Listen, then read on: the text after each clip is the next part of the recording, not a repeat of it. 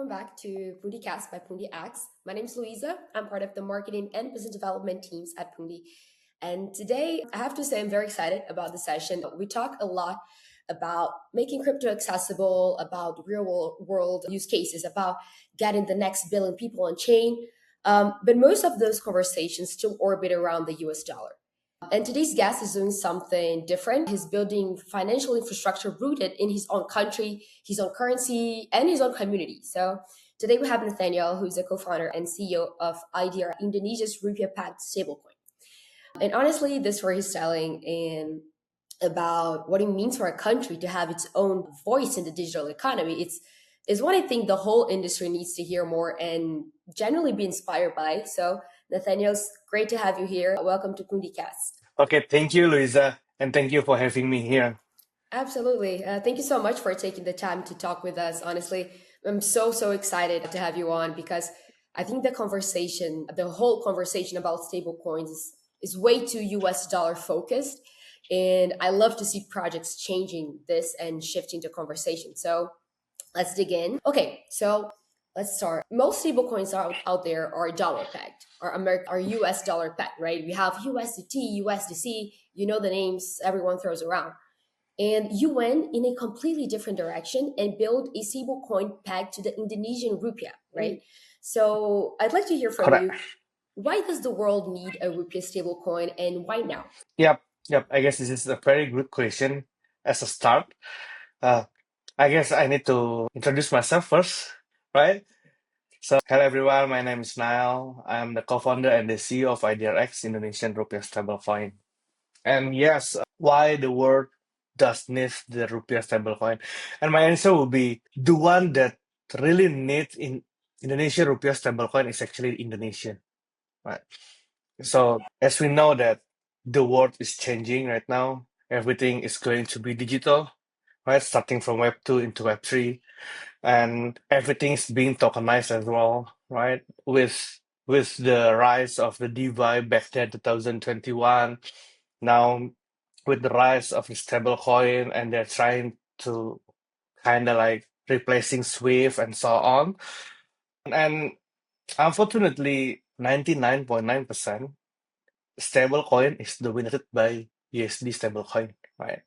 And I would like to say if there is no rupiah stablecoin here in Indonesia, then starting from DeFi, a payment, remittance, and so on and so forth, then all the Indonesian would using the USD stablecoin, right? Is that good for us? Definitely no. Why? Because all of the rupiah here in our country would fly out from Indonesia, goes to US and would sit in the US Treasury, and it would impact directly to the monetary in our central bank, definitely, right? Due to the inflation, due to the rupiah sovereignty, and so on. And on top of that, beside of the rupiah sovereignty that we are trying to push every single day, there's also a good use case that we found it that if we are still using USD stablecoin, for us Indonesian, there will be a double conversion every time they do trade from rupiah to USD stablecoin and from USD stablecoin back to the rupiah. So there will be a forex risk there. Mhm. Every time they wanna invest in DeFi, for example, right? When they wanna buy something, right? Everything is pegged to USD stablecoin, right, in DeFi. But now every single Indonesian, they do not need to using USD stablecoin for them to be able to do investment in DeFi, right? Now they could use IDRX, be able to get Ethereum, be able to get Bitcoin, be able to get any meme coin on Solana, on Base, and so on and so forth, right? On top of that, they're also a lending borrowing. There's also available on DeFi that Indonesian could also using IDRX, be able to do lending and borrowing as well. And And on top of that, for the remittance specifically, Indonesian, again, they do not need a USD stablecoin be able to sending money, right? They still Mhm. could using our rupiah be able to send a friends, a family out there, outside the country with the fees less than a cent and will be arrive less than a minute. Sorry, less than a second even, right? Amazing. And still using rupiah. And that's how we see how important local stablecoin, especially for Indonesia, right? Amazing. That's such a sharp point, and I think it reframes the whole stablecoin conversation. It's not just about stability; it's about whose economy gets to participate in this infrastructure, right? And especially in times like this, the ones we're currently living in, with the global issues such as this current war and everything, makes one think how powerful the sovereignty angle is. So, what are you doing? I think it's just so clever. So, let's make it concrete once again. Just have it on record here for the people who might be hearing about IDRX for the first time. Walk us through what someone can actually do with IDRX that they couldn't do easily before. Yeah, so the most easy things if they're using IDRX is actually the remittance thing actually, right? Previously, so yeah, Indonesia is the one of the country that produce a blue collar worker for every single country in this world, right? We do have a lot of people that working outside Indonesia. We do Mm-hmm. have a worker in Malaysia, in Saudi Arabia, in Thailand, Philippines, United States even, Hong Kong, Japan, Korea, Taiwan, and so on. And our people previously they do need to send the money through the Western Union, for example. Mm-hmm. Right? Mm-hmm. It would take like around 6 up to 8% every time they do send money back to Indonesia. Mm-hmm. And the family they receive like up to 2 until 3 days, Mm-hmm. and it will be arrived in the bank account actually, right? But now, if our people in the nation that would like to send money from United States back to Indonesia, they just could using you know every single crypto wallet, including Base Wallet, MetaMask, and so on and so forth. They just need to send or even get IDRX first in DeFi, and then send back to their family here in Right. Indonesia, right? And the Yeah. IDRX just could be redeemed one per one with rupiah, and it will be arrived in the bank account instantly as well. So obviously, for these remittance things, local stablecoin is a game changer, Mm-hmm. and we do believe this could help a lot of people, especially our people. Absolutely. Absolutely. Yeah. Yeah. I fully understand because I'm Brazilian, based in Brazil. And like Indonesia, we have millions of people working abroad and then having so much and losing so much money to sending the money back to their families. So I fully understand. And it's really about unlocking access. It's faster, it's Yes. cheaper, it's borderless. And that's exactly what we care about here at Pundi X, making transactions actually work for people in real life. So I love this alignment. So moving on to another question. From what I hear, IDRX is fully compliant with Indonesian financial regulations, right? And I find that interesting because in crypto, a lot of projects either avoid regulation or treat it like a necessary evil. You seem to have leaned to it, right? Yeah. Yeah. So, was that a strategic choice or more of a necessity given the market that you're operating in? Yeah. We know that when we talk about stablecoin, the most important thing is actually the trust, right? They wanna using our rupiah stablecoin IDRX just because they trust with us, right? And how we gain our trust from our people, from our user, is actually needs to be regulated first, right? And there is a regulator that could guarantee that this is the one that legit, right? Backed by someone, backed by the one that already in this space for many years as well. And we do believe regulations is over everything, right? If you do have a regulation properly, you do have, you know, all those compliance be there, then I do believe all the people would be very comfortable to be able to using or Mm-hmm. having IDRX, right? Mm-hmm. That's the Yeah. reason why we at IDRX we always keep IDRX, keep in touch with the regulators, right?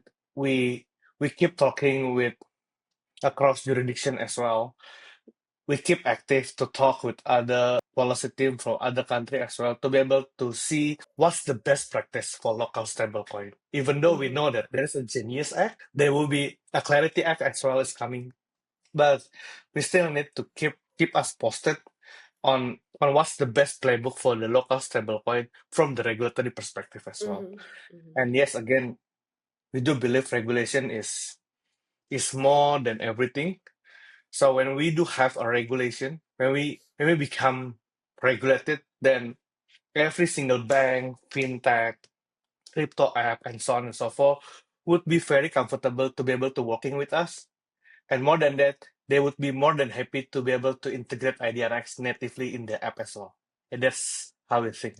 Yeah, that's a really mature take, honestly, and I think it's going to age really well. We're seeing globally that regulated projects are the ones getting to institutional traction. So it sounds like you saw that coming early, and yeah, I see how that will work fine for you.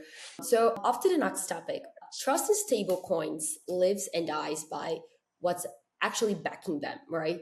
And we've all seen what happens when that breaks down.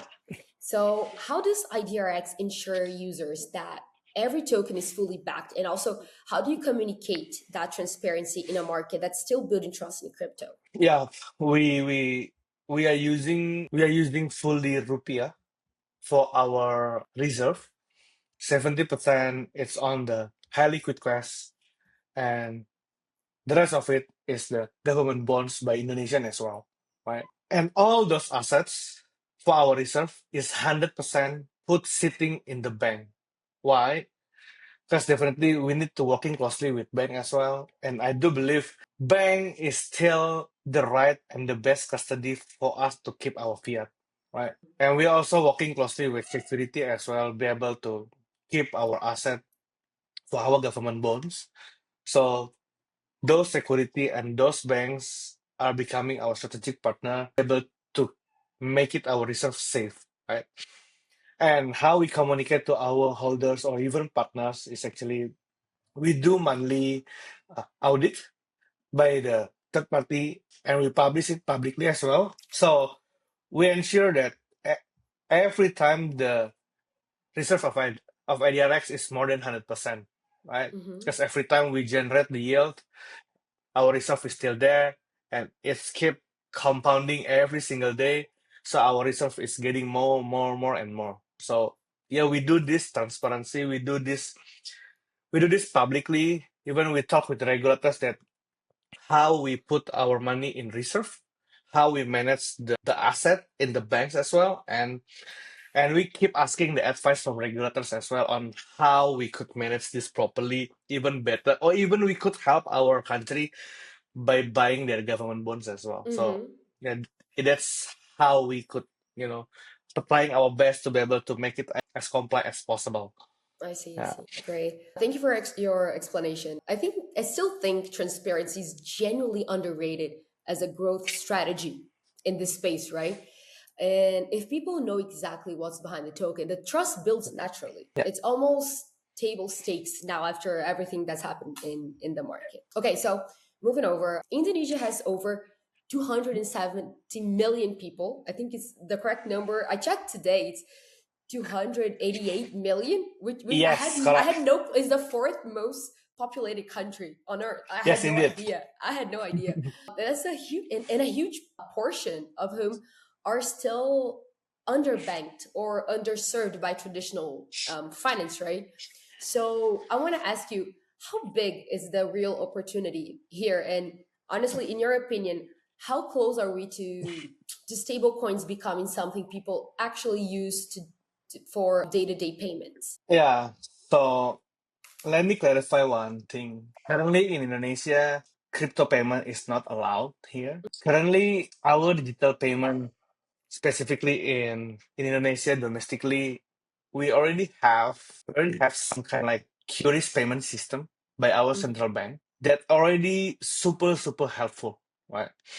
We just we just need using our mobile banking, be able to scan the QR payment, and just do the payment to the merchant, Mhm. right? And it's very simple as well to be able to sending money to our friends, to our family through the mobile banking. Hence, I do believe a local payment here in Indonesia is not becoming a problem for Indonesian people right now. Mhm. Because Indonesian, they do have like more than 90%, I guess, for the smartphone penetration. We do have more than 90% as well for the internet penetration as well. So all of those people already have their mobile bank. I mean, if they do not have mobile banking, they must have e-wallet as well, right? Because e-wallet is kind of like a wallet that might be easier for them to be able to get it, right? And that's the reason why we in IDRX, we are not focusing on the local payment. Instead, we are doubling down on the DeFi, right? The second thing is the tokenization RWA as well, and the last one is the remittances for cross-border Mm-hmm. payment, right? Mm-hmm. So for the tokenization nowadays, most of the people before we exist, all of them are trying to get the RWA through USDT, through USDC, right? We do have a regulated asset here in Indonesia. It is RWA, and this asset is actually eligible for global investor to be able to subscribe. And before we exist, those global investors, they are using it to be able to subscribe the global asset as well. And now, since we are here, now those global investors, they just need to using IDRX, be able to subscribe this RWA asset here in Indonesia. Yes, there is a gold RWA, there is a property RWA, there is a tokenization money market fund as well in here in Indonesia. And all those assets are eligible to be subscribed using IDRX globally, right? And the last one again is all about cross-border payment, right? It could be export-import payment, it could be remittance, right? Now we are more focusing on that specific use cases instead the local payment here in Indonesia, right?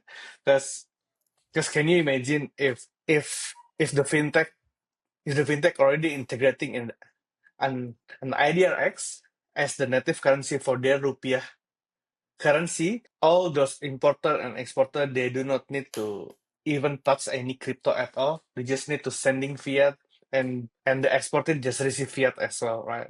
Through the stablecoin there. And that's how we double down for the use cases. Instead, we are not trying to like I said before, we are trying to make us as compliant as possible. So we Mm-hmm. are not trying to, we're not trying to kind of like avoid all the regulation here in Indonesia, which we Mm-hmm. are not allowed to do a crypto payment here in Indonesia. I see. I see. Yeah, I think Southeast Asia is genuinely one of the most interesting regions to watch right now. Like you said, high mobile penetration, young population, and a real appetite for alternatives to traditional banking. So that's something to keep in mind, definitely. Okay, Yeah. so here's a tough one.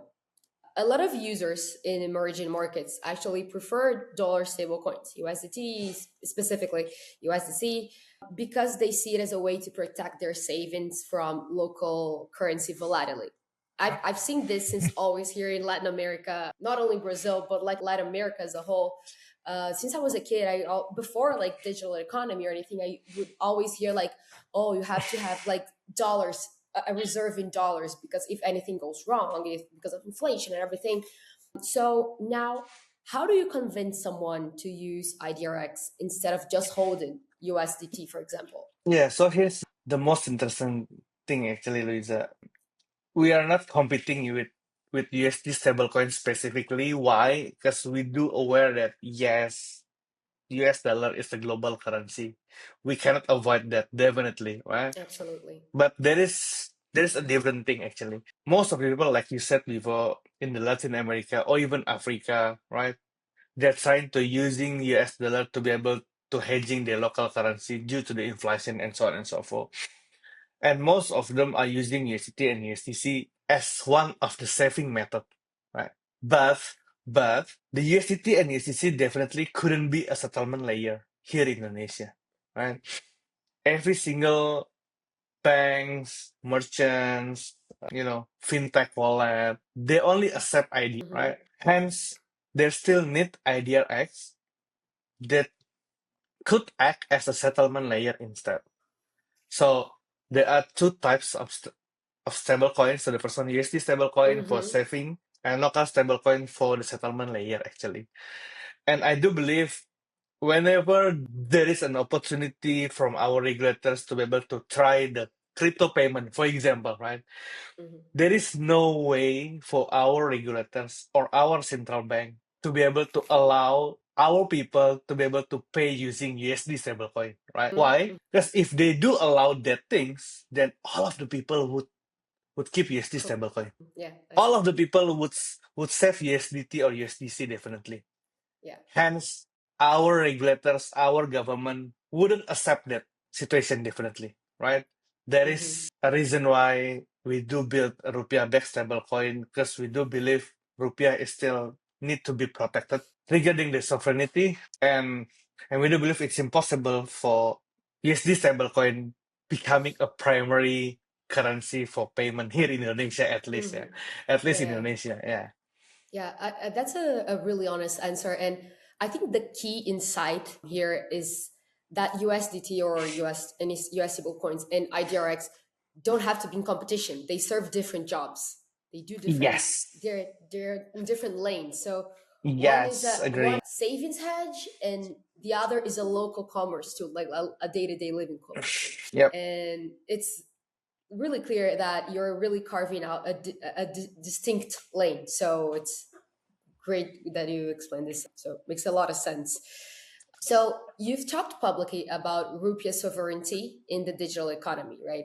And IDRX even represented Indonesia at Stablecoin in New York as the only rupiah stablecoin there, right? What does it actually mean for a country to have its own stablecoin, and what's the risk if it doesn't? Yeah, so the benefit of the country that they do have a local stablecoin is actually the country would have an option for at least for investment, for tokenization, and for cross-border payment, right?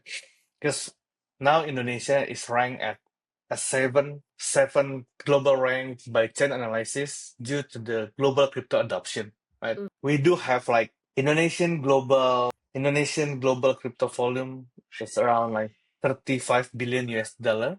It's happening in Indonesia. Our remittance market is around 30 billion US dollar. Our cross-border trade market is around 500 billion US dollar, right? If the country doesn't has a local stablecoin, like Indonesian, for example, then can you imagine this 35 billion US dollar for crypto transaction? It would be happen using USD stablecoin. If the remittance market for around nearly 30 billion US dollar, if there's no rupiah stablecoin, then our people would using USD stablecoin. Mm-hmm. And for cross-border trade, right? For cross-border trade, like export-import payment.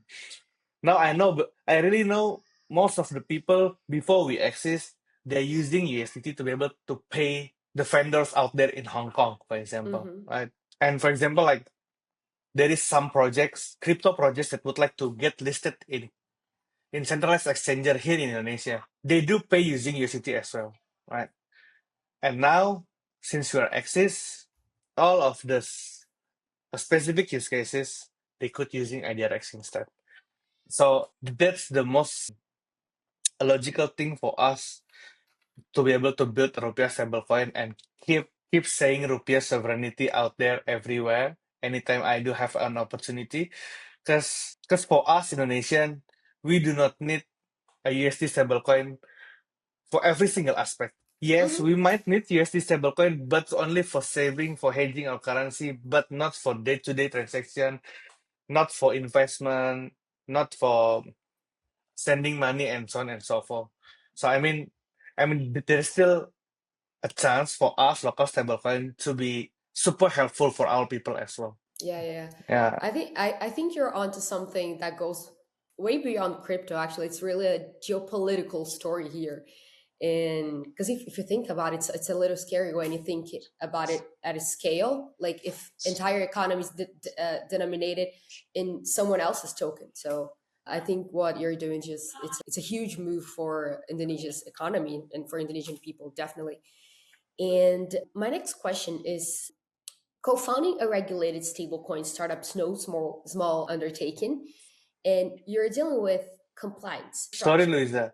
I guess I lost my connection, right? I can hear you. Can you hear me? Can you hear me? Yeah, now I can hear you. Okay. Well, All right. I was hearing you throughout all the chat. It was okay. Okay, so I'll go back to my question. Okay. Okay. Okay, Okay. Okay. perfect. Okay, so co-founding a regulated stablecoin startup is no small undertaking, and if you think about it, you're dealing with stuff like compliance, tech infrastructure, user trust, which is huge, market education, all at once.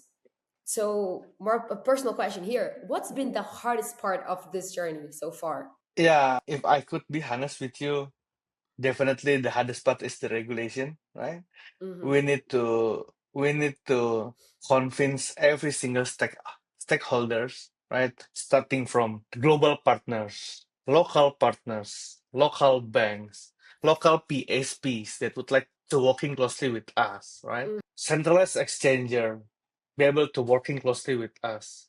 And the last one is regulators. And there is a couple jurisdiction and couples of regulations as well that trying to be wrapped up into one thing. And I guess the most hardest part is actually to be able to convince the regulators on IDRX is not going to make the country lose the money, because most of the regulators they kind of like new in the crypto industry, Mm-hmm. so they must need to learn first on how this stablecoin going, on how this stablecoin could impact the monetary situation here in Indonesia as well. Mm-hmm. Is the stablecoin going to replace the M0 or the M2, for example? They need to do some paperwork to be able to like finding some insights on the research. Is stablecoin going to replace fiat? Or is stablecoin going to become the complementary of the digital economy here in Indonesia? Mm-hmm. And Mm-hmm. so on and so forth, right? So there is a couple of time for us to be able to convince the regulators that, hey guys, we are here to protect our rupiah sovereignty in the Web3 space, in digital economy. We're trying to as comply as possible. If there's any advice from you guys, we're going to following up and convincing regulators in every single stakeholders from the parliament, from the SEC in Indonesia, from the crypto association here in Indonesia as well. So we need to convince one by one and making sure that IDRX is the right stablecoin for them to be able to using in every single use cases here in Indonesia. So Mm-hmm. I guess I guess the marketing part, the community part, and so on and so forth is not going to be the hardest job here as a Mm-hmm. stablecoin issuer. Instead, educate the government, the regulator is still become the hardest part for us. Absolutely. Yeah, I can see that. I really appreciate you being candid about this. I think sometimes the founder's journey is often presented as this highlight reel, but the reality is messy, it's complicated. There's a lot of bureaucracy, right? And it's actually so useful for people to hear about the real stuff. So thank you so much for sharing. And to wrap our session, my last question is IDRX has already crossed some really impressive transaction volumes. You were at Stablecoin in New York. How does success actually look for you in the next? It's really crazy to say time periods in this space, because sometimes I ask people, where do you see your company in the next 2 years? And everybody's like, 2 years? I don't know, like it's a lot. 2 years in this space is like infinite. So sometimes it's hard asking like a couple months. So what I want to ask you is, how does success actually look like for IDRX in the next 12 months? Let's put 12 months. Okay, okay, okay. I would say we are aiming to powering every single digital economy initiative here in Indonesia, right? The question how we would like to become the primary settlement layer for every single tokenization investment as well as the cross-border payment as well, right? We want to make sure that our infrastructure is ready. Our infrastructure could be supported the whole digital economy here in Indonesia, right? Hence, we would like to make sure our infrastructure could working closely with banks, fintech, crypto exchange, global partners, crypto neobanks, any fintech apps that would like to integrate IDRX natively. So the concrete answer would be IDRX would become the primary trading pair in crypto exchange here in Indonesia from spot and derivative, right? And every single tokenization market from assets or RWA, it would be paired with IDRX as well. And for the cross-border payment, for remittances, definitely it would be paired directly with IDRX, and it would be integrated natively inside the fintech, inside the banking apps, without our people notice that there is a stablecoin. So it would be very seamless that they're just sending money globally abroad, then and they're sending money on top of stablecoin, right? And they will be IDRX from and to Amazing. Indonesia. Yeah. Amazing. I love that you're thinking in terms of real adoption, not just market cap or token price. That's the metric that actually matters. So I'm definitely rooting for it.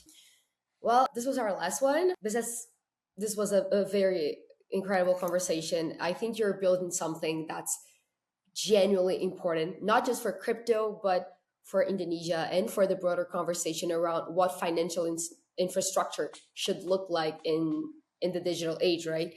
So thank you so much for being on PundiCast. Thank you so much, It was Luisa. it was amazing.